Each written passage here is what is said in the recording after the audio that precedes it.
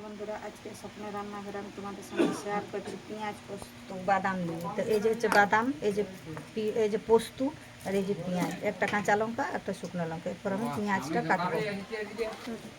এইভাবে আমি পেঁয়াজটা কেটে নেব।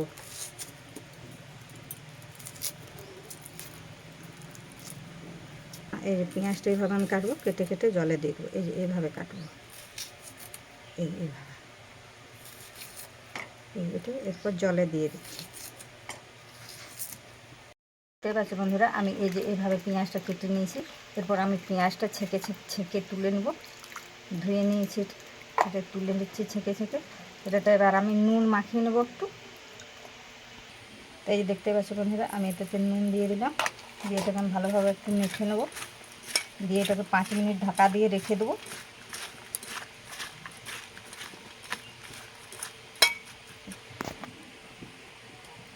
এরপর আমি এই বাদাম আর এই পোস্তটা একটু শিলে দিয়ে বেটে নেবো।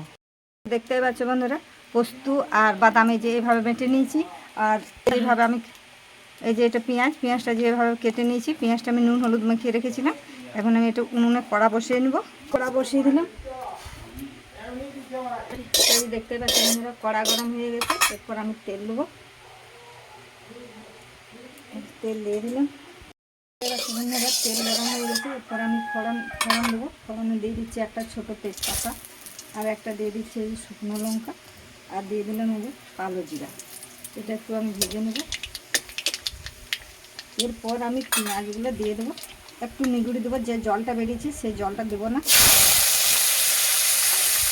এটা তো নুন দিয়ে মেখে রেখেছিলাম। এরপর নুন আমি করে দেবো। একটু দেখবো নুন ঠিকঠাক হয়েছে কিনা, তারপর নুন দেবো। এটা একটু ভেজে নিতে হবে পেঁয়াজটা। এটাতে আমি কোনো মশলাই দেবো না। একটু ভাজা হয়ে গেলে একটু শুকনো লঙ্কার গুঁড়ো দেবো।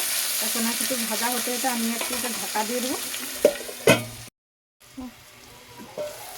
এই যে দেখতে পাচ্ছি বন্ধুরা, এই দেখুন পেঁয়াজটা খুব সুন্দর নরম হয়ে এসছে। এটা দেখুন আমি দিয়ে দেবো একটু শুকনো লঙ্কার গুঁড়ো। একটু কম করে দেবো, কারণ পোস্তটাতেও দেওয়া আছে লঙ্কা ফোড়নেও দেওয়া আছে, তাই একটু আমি লঙ্কা দিয়েছি কিছু দিনে। এরপর আমি দিয়ে দেবো এই যে বাদাম পোস্ত বাটাটা দিয়ে দেবো। এই যে বাদাম পোস্ত বাটা এখন দিয়ে দিলাম। এটা এখন ভালোভাবে ভেজে নেব। পেঁয়াজটা খুব নরম করার দরকার নেই, একটু শক্ত থাকলে বেশি কচকচ লাগবে, সেই রকম থাকলে ভালো হয়। তো তাই আমি বেশি নরম করি না। এটা একটা খুব সহজ রেসিপি। ধরুন বাড়িতে কিছু নেই, তো পেঁয়াজ পোস্ত করেও একবেলা চালিয়ে নেওয়া যাবে।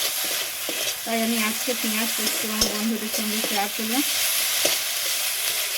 এরপর আমি পোস্ত বাটি ধোয়া জলটা দিয়ে দেবো একটু। এই বাটি ধোয়া জলটা একটু দিয়ে দিলাম। এটাকে একটু আমি নাড়ানাড়ি করে নেব।